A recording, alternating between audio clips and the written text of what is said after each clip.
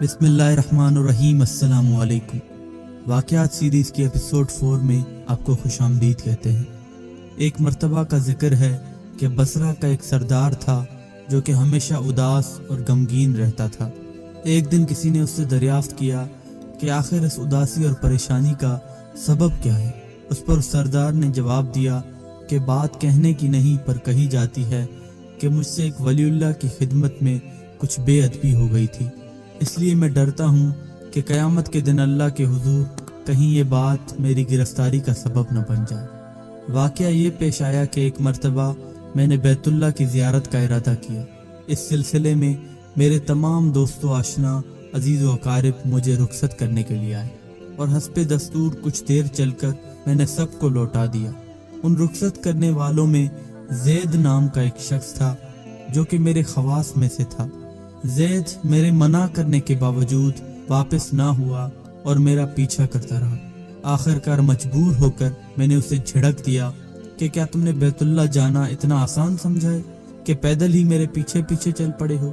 میرے پیچھے نہ آؤ، باقی جس راستے سے تمہارا جی چاہے چلے جاؤ۔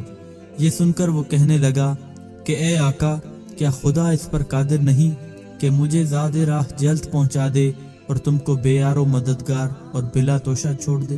یہ کہہ کر اس نے اپنی راہ لی اور میں اپنے راستے سے چلتا بنا۔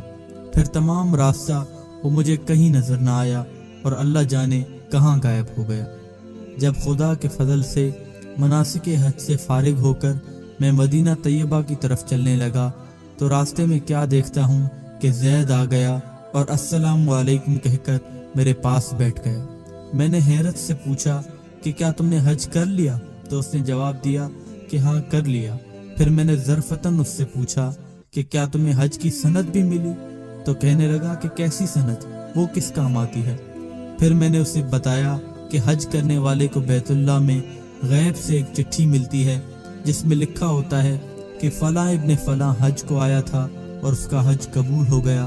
پھر اسی سند کے ذریعے قبر اور حشر کے عذاب سے اس کی نجات ہوتی ہے۔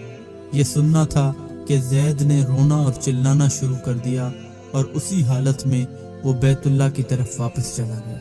جب میں حضور اقدس صلی اللہ علیہ وسلم کی زیارت سے فارغ ہو کر لوٹنے لگا تو کیا دیکھتا ہوں کہ زید پھر آ گیا اور السلام علیکم کہہ کر میرے پاس بیٹھ گیا اور بیٹھتے ہی ایک چٹھی میرے سامنے رکھ دی جو کہ ایک نہایت ہی عمدہ ریشمی کپڑے سے بنی ہوئی تھی، جس میں سبز حروف کے ساتھ زید کے عذاب قبر اور حشر سے نجات کے حوالے سے لکھا ہوا تھا۔ یہ دیکھنا تھا کہ میرے ہوش اڑ گئے اور میں بے ہوش ہو گیا۔ پھر ہوش میں آتے ہی میں نے اس سے معلوم کیا کہ اے زید، بتا تو صحیح اس کی حقیقت کیا ہے؟ آخر یہ دولت بے مثال تجھے کیسے میسر آئی؟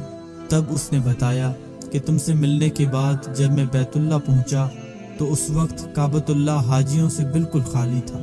اس وقت میں نے گڑ گڑا کر زار و قطار رونا اور چلانا شروع کر دیا کہ اے مالک دو جہاں، کیا غریب گنہگاروں کا حج بھی قابل قبول نہیں جو مجھ کو حج کی سند بھی نہیں ملی؟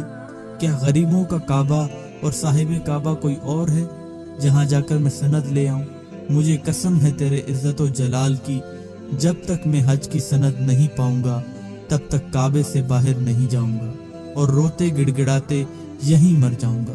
اس دوران اچانک غیب سے آواز آئی کہ اے زید، یہ لے نجات کی چٹھی اور جا اپنی راہ لے۔ پھر یہ چٹھی میرے ہاتھ میں آ گئی جس کو لے کر میں چلا آیا۔ زید کی یہ بات سن کر میری حیرت کی انتہا نہ رہی کہ اللہ کی شان اس شخص کا یہ عالی مرتبہ ہے جس سے میں آج تک ناواقف رہا۔ پھر انتہائی عزت و احترام کے ساتھ میں اس شخص کو اپنے ساتھ بصرہ لے آیا اور وہ چٹھی نہایت احترام و تعظیم کے ساتھ معطر و معمبر کر کے صندوق میں بند کر دی۔ جب کبھی جی چاہتا تو کمال ادب و احترام سے نکال کر اس کی زیارت کر لیتا اور چوم کے آنکھوں سے لگاتا اور پھر واپس اسے صندوق میں محفوظ کر دیتا۔ ایک مرتبہ اتفاقاً میں کہیں سفر میں نکلا ہوا تھا کہ میرے پیچھے زید کا وصال ہو گیا۔ جب میں نے واپس آ کر یہ خبر سنی تو میرے رنج و غم کی انتہا نہ رہی کہ افسوس میں ایسے ولی اللہ کی تجہیز و تکفین میں بھی شریک نہ ہو سکا۔ پھر اچانک مجھے وہ چٹھی یاد آئی جو मेरी संदूक में महफूज थी। अब तो मैं और भी बेताब हो गया और अपने ऊपर अफसोस करने लगा कि सफ़र को जाते वक्त मैंने वो चिट्ठी ज़ैद को क्यों ना दी। फिर मैंने जब अपनी संदूक खोल कर देखी तो क्या देखता हूँ कि उसमें चिट्ठी मौजूद ही नहीं।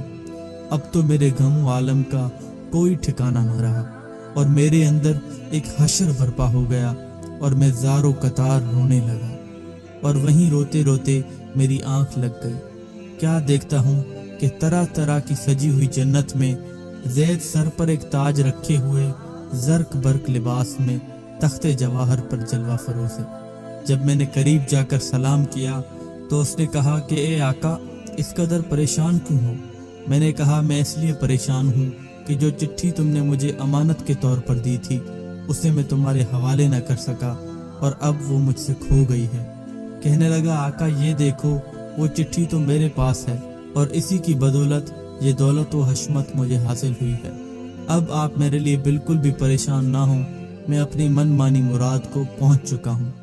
मेरे मोहतरम भाइयों और बहनों, इस वाक़े से ये मालूम होता है कि जो शख्स सिद्क़ के दिल से अल्लाह का हो जाता है और जो शख्स अपने आप को अल्लाह ताला की इताअत और फर्मा बरदारी में वक्फ कर देता है, वो शख्स दुनिया की नज़र में कितना ही कमतर क्यों ना हो, लेकिन अल्लाह ताला की नज़र में वो शख्स बेहद कीमती होता है और फिर अल्लाह ताला उसकी तमाम मुरादें पूरी कर देता है और अल्लाह ताला उसको दोनों जहानों में कामयाबी से हमकिनार कर देता है। दुआ है कि अल्लाह ताला हम सबको इस वाक़े से सबक हासिल करने और उस पर अमल करने की तौफीक अता फरमाए। आमीन या रब्बल आलमीन।